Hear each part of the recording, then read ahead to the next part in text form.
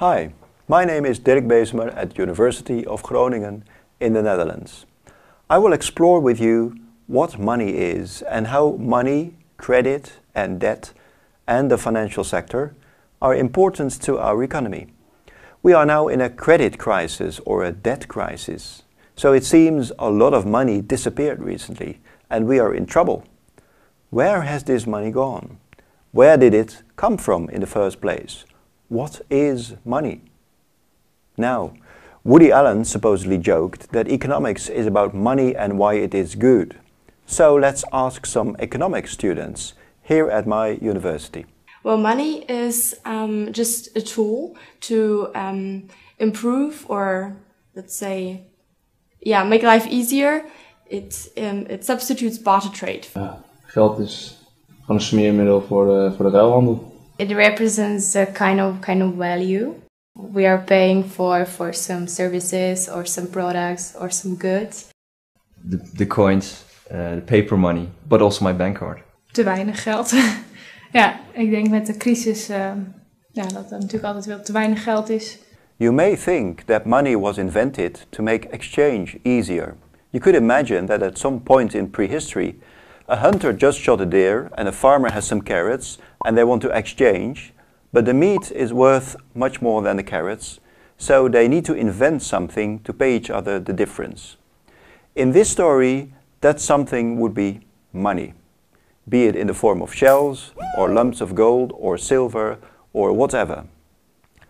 And then later in the story, banks would appear to store the money and to lend out money from people who have too much money, who are the savers, to those who have too little money, the investors. And that's when credit and debt systems appeared. So money came first and then credit and debt in this story. The problem with this story is, it may sound plausible, but there is very little historical or archaeological evidence for it. Plus it has some logical problems.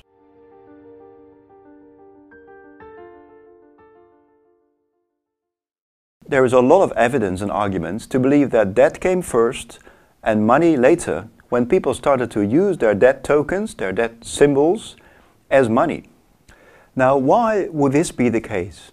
Well, in the first place, it would be logical because of seasonal production. In ancient societies dependent on seasonal production, food and other products come onto the market at different times of the year. So the farmer has perhaps not yet harvested the carrots, while the hunter already shot the deer with no fridge to keep it in. So what did they do? The farmer accepts the meat now on the promise that he will pay the carrots later, as they come available. So at this moment, the farmer has accepted a debt, which is a promise to pay the hunter in the future. So here we have a relation between a creditor and a debtor. Now, with more people than just these two in any one society, and with different products, you can imagine you quickly get a complex web of credit relations. Also, each debt contract may have a lot of detail, not only how much is owed, but also when it needs repaying, in what form, what the interest is, and so on. For all this, you will need a system to record it. So the upshot is, as soon as you had specialization of production, with different people producing different things at different times of the year, then you need to record credit and debt, what we now call double-entry bookkeeping. Albert Einstein seems to have said that humanity made three great inventions in prehistory: fire, the wheel, and double-entry bookkeeping. Now, this is all really interesting, but how does money come in? And why do we need to know all this? Well, money is simply debt symbols, debt tokens, which are used as payments. After all, a debt is a claim on future goods and services, as we just saw. So it's really worth something, and that means you can pay with it. Let's say the debt is written on a clay tablet. The hunter can now use the tablet to pay someone else, like a fisherman. And as the debt tokens are moved out of that particular trading relationship, there will also be the need for some external authority to assert their value, like kings or chiefs proclaiming the value of money. This also opens up the possibility of central clearing, which greatly simplifies things. If A has a claim on B and B has a claim on C and C has a claim on A, then they could all physically pay each other the clay tablets. But it's also possible to settle without any of these debt tokens changing hands. So the clay tablets can be left in a central storage. Only the ownership over the clay tablets, over the debt tokens, would change hands. Now suddenly, society can easily manage a much larger number of credit and debt relations by central clearing. You don't need to carry it all around. In fact, that's why in an ancient society called Sumer, in what is now Iraq, thousands of clay tablets were found in the desert sands, stored in temple ruins, the central banks of their day. People did not carry clay tablets around, but their ownership just changed hands while they were stored in temple vaults. Just as today we pay by transferring ownership of part of our bank accounts. So our modern financial system is in fact very old. Credit, debt, interest, denominations of money, clearing systems, central banks, they all go back thousands of years.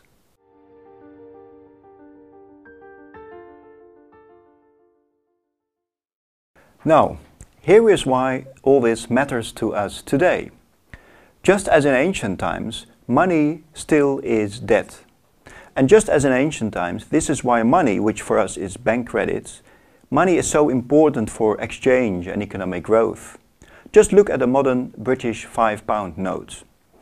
On it you can read, "I will pay to the bearer on demand the sum of £5 signed by the chief cashier of the Bank of England." Now no one will actually take this note to the Bank of England to get £5 because what would the chief cashier give you in return? Of course, £5, so another note.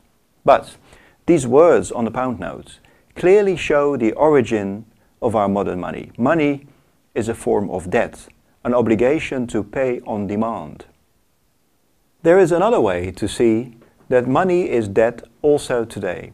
And this is that new money comes into existence as people increase their debt. The quantity of money in circulation increases as banks make new loans. There's nothing secret about this. You can read about this on the websites of central banks, for instance. But it is a bit confusing, since the word lending suggests this is about something that already exists. You can only lend out what you have, after all. But this is not the case with money which banks lend out. It's better to say that banks create money. They lend it into existence. They make it out of nothing, as some people like to say. Well, out of paper and ink, that is, or out of the bits in their computers nowadays. So how does the quantity of money increase as banks make loans? Let's look at an example. Suppose I want to buy a red Maserati, which is an expensive sports car. This costs 220,000 euros, which I do not have at the moment. So I go to a bank and ask for a loan, in this case a consumption loan. If the loan officer knows his job, he will say no. But 5 or 6 years ago, he would have offered me a cup of coffee and settled the business for me. Now if they do that, what happens? Do they wait until someone comes in through the back door with a bag of money so they can give me my money for the loan? Of course not. All that happens is I have to show my credit card or passport maybe, and there will be some typing on computer keyboards, some signatures, that's it. Now the bank has given me a 220,000 euro loan. What this means is that the bank promises to pay my bills up to the maximum of 220,000 euro. They increased my current account balance. They did this by changing some numbers in their computer. New money has been created. Now I cross the street to the Maserati dealer and buy the car. Again, I do not give the dealer a bag of money, but I show my credit card and ID, I sign a form, and that is it. What happens is that the bank people transfer 220,000 euros from my account to the account of the Maserati dealer. Again, by changing some numbers in their computer. I have now spent the money that was earlier created. This is real money. The Maserati dealer can use it to go shopping, to pay his employees, to decorate his house or whatever, as real as you like. So, new money has been created because I took out a loan and the bank wanted to lend. Suppose that I decided in the morning that borrowing 220,000 euros to buy an expensive car was really a stupid idea and I wouldn't have done it. Then in the evening there would be 220,000 euros less in the economy compared to the case where I did go ahead and took the loan. And the Maserati dealer would not be able to spend it on shopping or decorating. It wouldn't exist. So lending really does create new money. We can use this story to see a number of important things about money. First, we don't need to save before lending can take place. On the contrary, it's the loan which creates new money. And by moving that money into other people's current accounts at the bank as I pay, it can then be saved or used for payment again. So loans create deposits and savings, not the other way around. Our Maserati dealer, for example, can choose not to spend his money but save it for a rainy day. However, this is only possible because I borrowed the money first and the bank created it. The other thing we can see is that money creation in itself does not lead to imbalances or instability. It's not scary. What happens is that when the Maserati has been bought, the bank has an additional asset, which is its claim on me. I need to repay the loan. It also has an additional liability, which is the 220,000 euros now in the Maserati dealer's account, remember? The bank must pay this to the Maserati dealer on demand, so it's a bank liability. Now, the bank's business is to manage these long-term assets and short-term liabilities, and that is why we have banks, among other things. But there is no imbalance in the system because of money creation.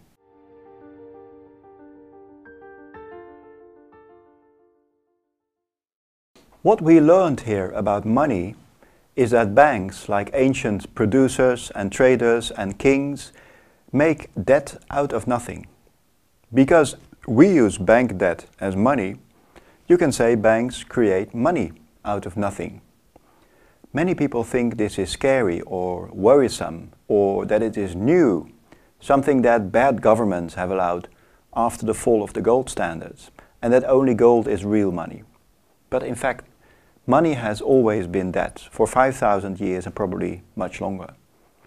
Once we recognize that money is debt symbols, debt tokens that we exchange if we want to pay or trade, then we see that actually it's logical that money is made out of nothing. It's not worrisome. Debt itself is of course made out of nothing because it's an agreement. And just as debt can appear by agreement, think about the farmer and the hunter, it can simply disappear when the agreement stops, when debts are paid off or defaulted on. So debt comes and goes, and by implication money comes and goes. There's no mystery about that and nothing new. So the important insight is that money is not a thing. It is not clay or wood or gold or silver or computers or whatever material is used to record lending and borrowing transactions.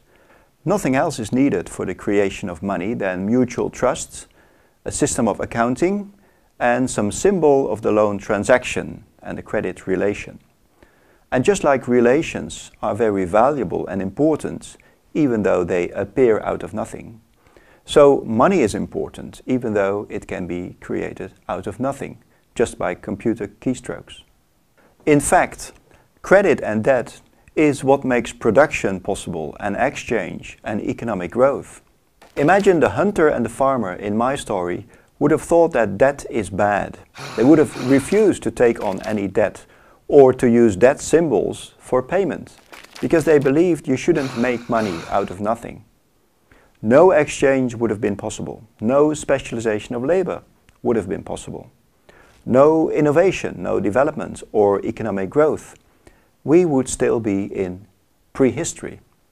That's how important the innovation of double entry bookkeeping was, and credit and debt.